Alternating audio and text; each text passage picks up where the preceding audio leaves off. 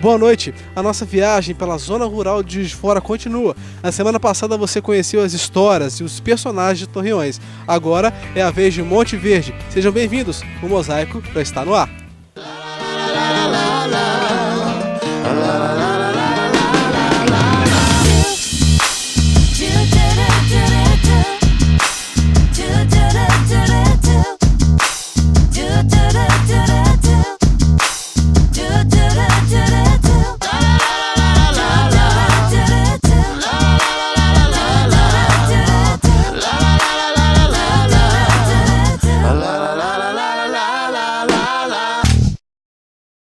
Para começarmos nossa viagem por Monte Verde, conversamos com Elaine, que nos contará sobre a história do bairro. Monte Verde, foi assim, quando eu estudei também, eu pesquisei. Então, ele foi criado por causa de uma divergência política que houve no distrito, que é Torreões. Então, uma família fugiu de lá e veio para o Ribeirão do Claro. Então, ali que surgiu o primeiro fazendeiro daqui. Monte Verde foi surgindo assim. Depois veio vindo, criando as famílias, as que vieram para trabalhar nessa Fazenda do Claro. Então, as famílias foram criando assim. Então, a família Esteves dos Reis, a família Rodrigues. Então, eles vieram e foram se alojando. Monte Verde, Então, eles foram se localizando aqui na beira do Rio do Peixe. Então, a primeira povoação foi ali. A família da Gisele é daqui de Monte Verde. Muito da história do distrito está atrelada a seu pai, e é isso que ela nos conta. Essa fazenda ela tem uma história muito significativa aqui na região, e o seu pai também foi uma pessoa muito influente aqui. Eu queria que você contasse um pouco da história da fazenda aqui e um pouco também do seu pai. Sim. Meu avô italiano, né? Veio da Itália com a esposa, que depois não conseguiu ficar e voltou, a primeira esposa dele. E ele se casou de novo aqui com a minha avó, também italiana, e tiveram muitos filhos. E meu pai era o filho mais velho, eles compraram essa fazenda, e meu pai tinha meio que a obrigação de cuidar dos irmãos mais novos, né? Cada um teve a sua parte, eu não me lembro muito como aconteceu isso. E meu pai cuidou aqui, ficou aqui na fazenda. E nessa região aqui tinham duas fazendas grandes, dois fazendeiros na ocasião, que era o meu pai e o Fortini, que é a fazenda dele ali do outro lado do rio, né? E eram os dois aqui, realmente empregavam muita gente, faziam muita coisa. Na ocasião, né, é uma época que não tinha luz, não tinha nada. Aqui em casa tinha uma usina, tem uma usina ali que hoje está desativada, né? E a luz do arraial era fornecida por essa usina que tinha aqui em casa. E eles mexiam com leite, com gado, ajudavam muitas pessoas trabalhavam aqui. Meu pai hoje teria uns 111 anos, 107 anos, meu pai hoje teria 107 anos. Então, assim, era uma outra época, outra cultura, outra realidade, né? E, bom, e aí, depois de um tempo, a gente só tinha a parte lá da casa, que é de 1890, mais ou menos. Em 46, meu pai fez essa outra parte da casa. Ele ficou viúvo, ele teve um primeiro casamento, tivemos três irmãos, né? E hoje eu só tenho uma irmã do primeiro casamento viva, que é igual a minha mãe, que eu gosto muito. Meus outros dois irmãos faleceram, ele se casou com a minha mãe, fomos outros 3 filhos. Enfim, meu pai morava na cidade, ficava meio para lá e para cá, mexia com muita coisa aqui. Se meteu muito com política, até por isso mesmo, né? Naquela época tinha muito a ver isso aí. Eu queria apresentar para vocês o Geso, que chegou aqui em casa, que, enfim, ele me viu nascer, trabalhou na minha casa a vida inteira, já se aposentou e está aqui até hoje. Ô, seu Jesus, tudo bem? Jesus? Jesus? Ô, Jesus, tudo bem? Eu tomo benção dele, tu uma benção de mim, ó, todo dia. É o respeito, né? Vai. O senhor, meu irmão mais velho. O senhor conhece aqui, né, essa região há muito tempo. O senhor viu crescer, viu todas as transformações. Eu queria que o senhor falasse um pouco sobre isso, né? Sobre as transformações que essa região passou ao longo dos anos. Eu cresci, eu lembro da ponte de madeira ali, vi quebrar as pedras da ponte, ele veio nós aqui nessa batalha. Jesus trabalha na fazenda da família de Gisele desde que ela nasceu. A proximidade gerou uma amizade duradoura que se estendeu por muitos anos. Meu filho mais velho, é meu irmão mais velho, por isso que eu tomo benção dele, tomo a benção de mim todo dia. Mas a minha mãe sempre teve o Gerson também como filho, né, Gerson? A gente sempre teve boa relação, né? Graças a Deus. Quando casou com o seu Estevão, eu estava com 9 para 10 anos de fazenda já. Quem é o dono da fazenda? Se não tem ninguém dos mais velhos. Ele que manda de zona. Com o passar do tempo, Monte Verde foi crescendo e algumas melhorias na região foram feitas, como asfaltamento, transporte, dentre outras.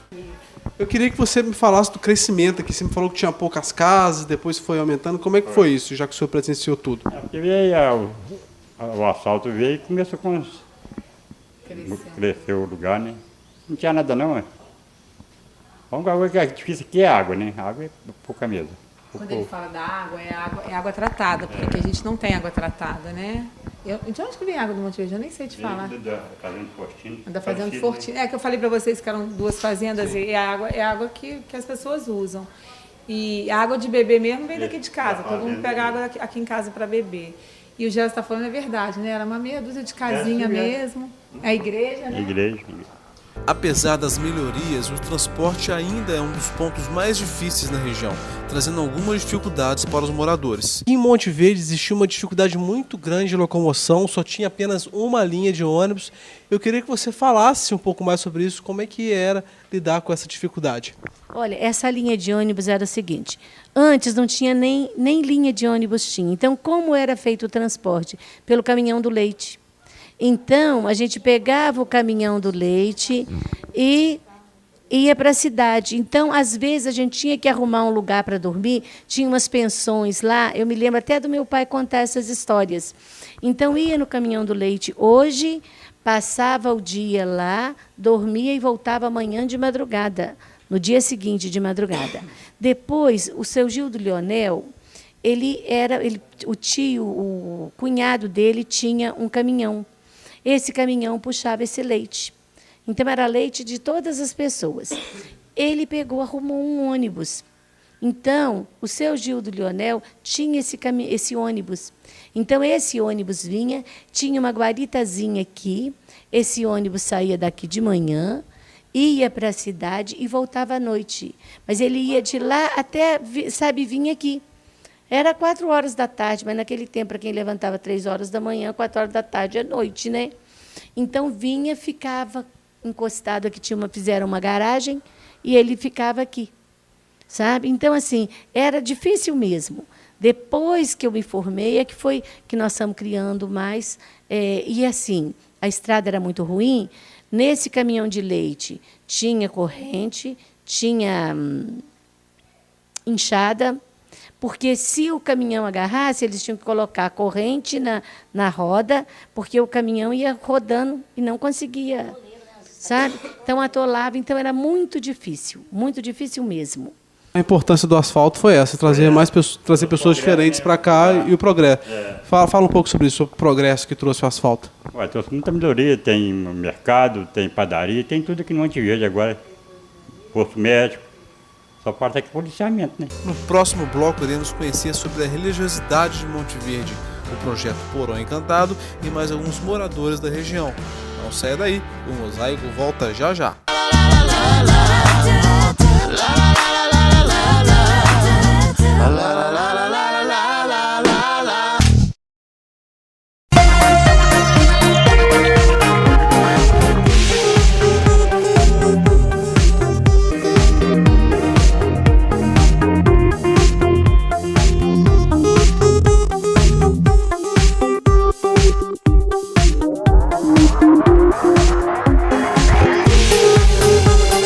Empório Bahama Centro, a mais avançada tecnologia em supermercado em Minas Gerais.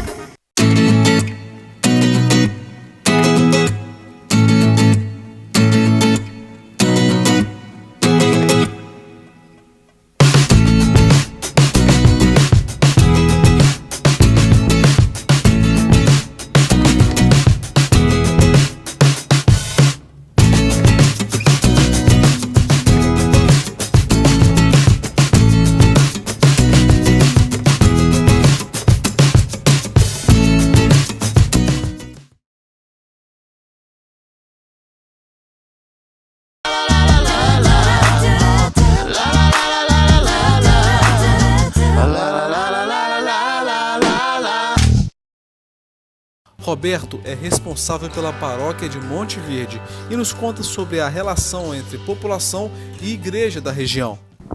Roberto, como é a participação da comunidade com a igreja? A comunidade é ativa, ajuda? Sim, eles são bem ativos, ajudam tudo, sempre quando está precisando de alguma coisa, sempre tem gente ajudando em relação a isso. E como é que você, quando você assumiu a tarefa de cuidar da igreja, assim, né? E como você encarou o desafio de cuidar da igreja aqui?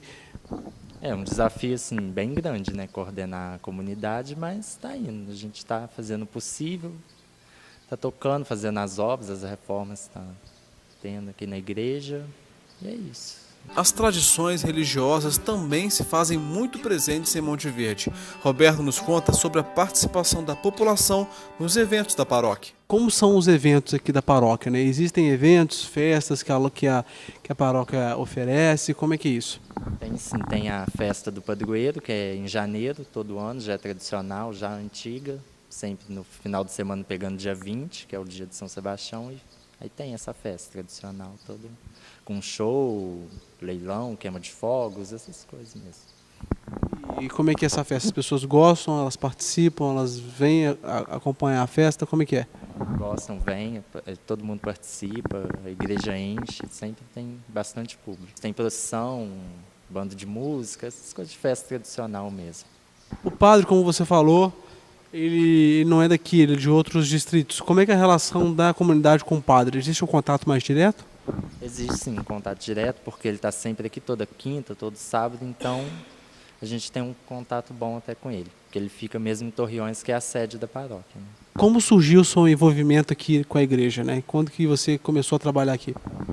Já tem bastante tempo. Na época eu comecei como coroinha, eu devia ter uns 10, 12 anos, e estou aqui até hoje. Aí eu fui ajudando e até chegar coordenador. Como é que é para você participar disso tudo aqui? É legal? É gratificante? É sim, é uma coisa assim, bem gratificante, porque é um serviço voluntário, uma coisa que a gente faz, está se doando para a comunidade mesmo, para o povo, né? Como vocês aqui de Monte Verde se sentem em relação a Juiz de Fora?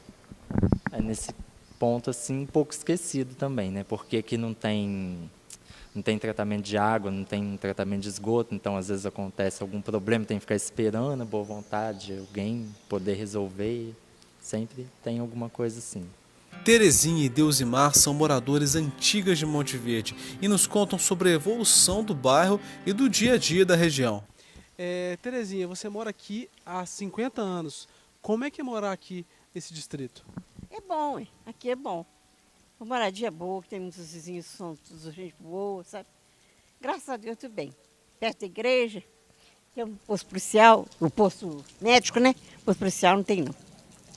E a senhora, como é que foi a história? Como é que a senhora veio para cá, para esse local? Eu vim porque meu marido trabalhava no DR, teve vaga para cá, estive morando em Santa Bárbara. Depois mudei para cá, e há 50 anos atrás estou aqui, até hoje, né? E a senhora me falou, eu queria que você falasse um pouco mais sobre quais são os pontos positivos que a senhora mais gosta de morar aqui, o que faz daqui um bom lugar de se viver. Aqui tem uma vantagem, nesse ano de 2000, quase toda hora tem ônibus para Juiz de Fora, a gente tem essa vantagem, né, que é facilidade para a condução, né. E além disso, é só a família, o pessoal aqui, os vizinhos são muito gente boa para de vivência, né, combina bem com todos. Você sente que existem várias pessoas de fora que vêm visitar esse local? Ou você acha que é um lugar um pouco mais afastado, que poucas pessoas vêm aqui? Como é que você vê isso daí? Não, tem bastante gente fora que vem aqui. Tem muita gente que mora no condomínio, nas granjas, todo final de semana está aqui. É um lugar bem procurado.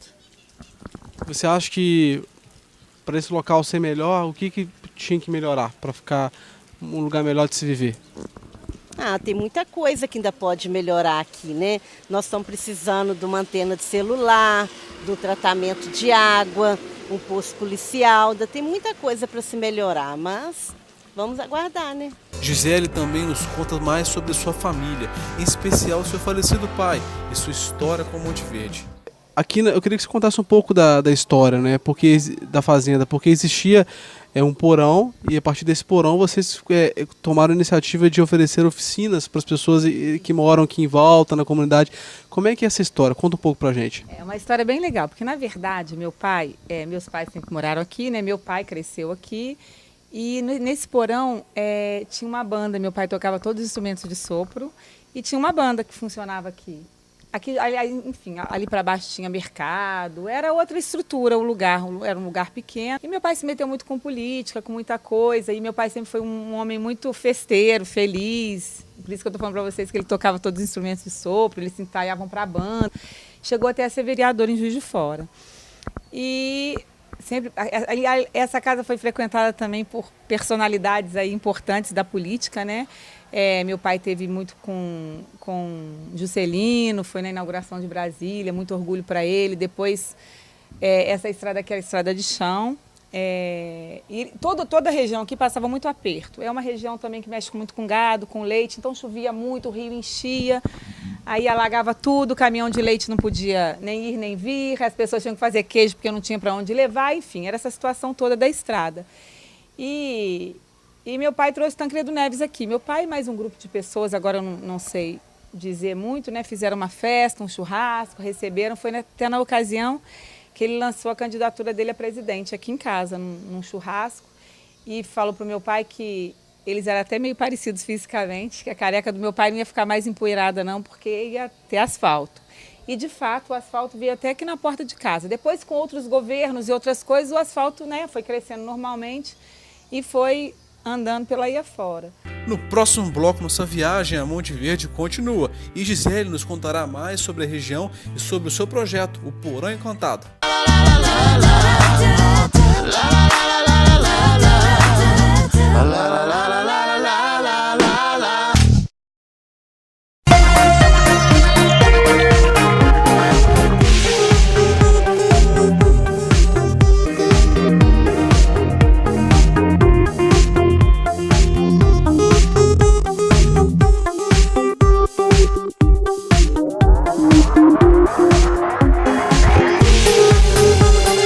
Empório Bahama Centro, a mais avançada tecnologia em supermercado em Minas Gerais.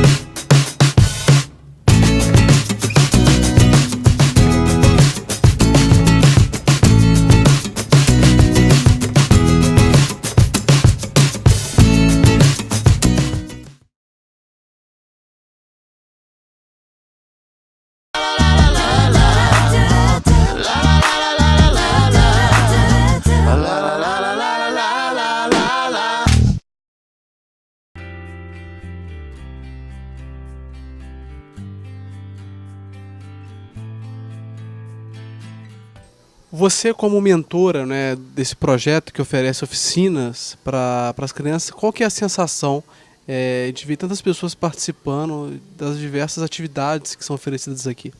Primeiro vou te falar que eu nem sou mentora de fato, não, né? Essa ideia já tinha, assim, algumas pessoas aqui, prima minha, amigo, as pessoas sempre falavam da gente fazer alguma coisa em prol da comunidade da região e tal, e essas ideias muitas pessoas tinham, né? E quando eu tive a oportunidade, né, que a gente chegou aqui, eu limpei o porão, que eu vi que a gente tinha um espaço, eu falei, quem sabe a gente não faz alguma coisa aqui. Aí fizemos algumas reuniões, veio muita gente aqui no porão, veio muita gente, falou, vamos fazer, cada um deu uma ideia. Então, na verdade, né, apesar de eu ser na minha casa, né, de ser um espaço aqui dentro da minha casa, que eu moro, né, de disponibilizar isso tudo, na verdade, é um desejo, né, de muita gente aqui da região e disso tudo que a gente viveu. E a sensação que hoje eu tenho, assim, eu estou muito feliz porque são todos voluntários, ninguém recebe nada, ninguém paga nada, as pessoas ajudam a gente. Eu conheci outro dia um amigo de uma amiga, que é o Vinícius, que mexe com, sei lá, com imagem, com uma porção de coisas, ficou sabendo da gente, veio aqui, ajudou Aí começou a página, minha filha ajudou a fazer a página, e o outro vem ajuda, o outro faz a campanha do violão. Então, assim, o fato de ter colocado isso na internet também, né? Porque rede social hoje é tudo realmente. Apareceu mais gente ainda para ajudar, entendeu? Então, assim, acontece de forma voluntária e as pessoas da comunidade, a gente faz um evento aqui, vai fazer uma festa, todo mundo vem ajudar, limpa depois, não fica um sujinho no chão. Então, assim, a sensação que eu tenho é essa coisa de união, de trabalho junto, unido, de todo mundo mesmo, né? Por isso que eu nem falo assim, não é o meu projeto, não. É um projeto de muita gente, sabe? E a ideia da gente mesmo é transformar, é que essas pessoas, essas crianças transformem, vejam as coisas de forma diferente, queiram cuidar do que é seu, da natureza, né? Do lugar que você mora, queiram coisas melhores, né? Conheçam outras coisas. E qual é a importância do voluntariado para esse tipo de iniciativa? Porque você me falou que muitas pessoas vêm ajudar, né? Às vezes doar o que sabe para ajudar também. Eu queria saber também quantas crianças são atendidas e quantas pessoas oferecem essas oficinas aqui. Eu acho que a gente tem uma média aí hoje, agora, umas 80 crianças, uns 30 ou 40 adultos. E a gente... Voluntário, no final de contas, é todo mundo, né? Porque mesmo as pessoas que vêm participar das oficinas, um arruma uma coisa, ajuda a outra. Mas eu tenho o pessoal da PM, que dá aula de violão aqui, eles são da banda. Tem o PP também, que é músico, que dá aula aqui. Tem o Gabriel, que faz universidade, que ele é daqui também, ele dá aula de teclado, de produção de texto. Tem as meninas que trabalham por aí, igual a própria... Daniela ali vem aqui, ajuda alguma coisa, eles fazem o bazar. Eu tenho a professora de corte e costura, tenho de crochê, tenho de aula de reforço, tem uma porção de gente que dá aula de reforço para faculdade, para as crianças da escola, aula de artesanato, a Adriana também. E esse pessoal todo daqui da região. Voluntariado para a gente aqui é tudo, apesar de não ser uma prática muito comum, muito recorrente no país, né? Mas, assim, nasceu aqui de uma forma, eu não sei nem te dizer. Eu acho que foi um falando com o outro, as pessoas acreditando. E aí, mais legal disso tudo, é a relação que a gente está fazendo com essas pessoas, né? Criando, e essas pessoas com a própria comunidade. E eu estou muito feliz com isso. Isso realmente, para a gente aqui, eu acho que foi mais do que essas pessoas estarem frequentando aqui, mais do que isso, é as pessoas quererem que isso dê certo, as pessoas gostarem de estar aqui, de fazer e acreditarem. Isso é muito legal. Essa rede, essa corrente, que eu acho que é uma corrente do bem, isso é o que está mais tocando o coração da gente agora. Eugênio é um morador único de Monte Verde, vindo da Rússia para trabalhar no Brasil, e nos conta sobre sua vinda para Monte Verde. Eugênio, como você chegou aqui a Monte Verde e conta um pouco da sua história aqui nesse distrito? Depois da morte de minha avó, que foi enterrada aqui em Juiz de Fora, eu procurei lugar tranquilo, porque antigamente já morei no Rio, morei em várias cidades, trabalhei toda a vida no teatro, desde 8 anos e tenho 83. Então eu procuro agora a vida mais tranquila. E o que está no meu teto são brinquedos ou cenografias dos teatros que já ficaram, não? Por trás. Aí o senhor, o que o senhor fez? O senhor adaptou essa cenografia que o senhor teve? Coloquei no teto. Simplesmente não é que adotei. Coloquei no teto algumas lembranças, algumas figuras grandes, que, claro, com chuvas você vão estragar. Mas minha vida também está terminando. Já tenho 83 anos. Eugênio trabalhou a vida toda com iluminação e teatro e nos conta sobre sua vida. Esses refletores todos são de teatro que o senhor já trabalhou? Claro que eu uso em teatro aqui em Juiz de Fora, em Teatro Central, em Promúsica, porque eu aqui, claro, aqui tem menos trabalho para mim, mas em troca eu tenho mais tranquilidade. Como é que surgiu esse interesse por iluminação? Não, porque eu passei toda setor técnico nos teatros. Por força, porque trabalhei desde de garoto, eu estampava moldes para fazer, por exemplo, um escultor fazia uma figura para fazer uma estátua de papier mâché. Eu entrei 8 anos porque o diretor de teatro, esse menino quem é? lá, o diretor Severo. Não, é filho de tal pessoa. Tá bom. Foi embora. Todo mundo me felicitou porque agora eu sou admitido. Porque se o diretor não me quisesse, ele me joga fora de pescoço.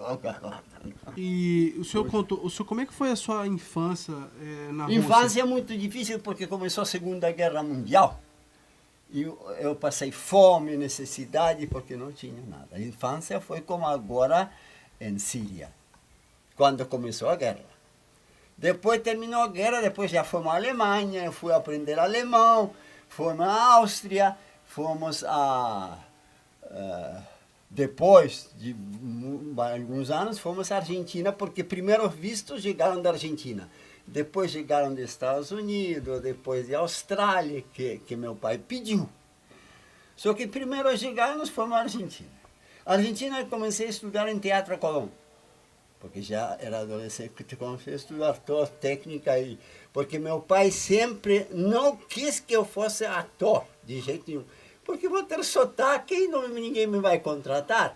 Então vou morrer de fome. Então ele sempre me dissuadia dessa ideia, não? Eu termino aqui a minha viagem em Monte Verde com o café legítimo aqui da Dona Seminha. E você, é claro, continua acompanhando nossa viagem pelos distritos. O próximo distrito é Penedo. Tenham todos uma ótima noite e até semana que vem.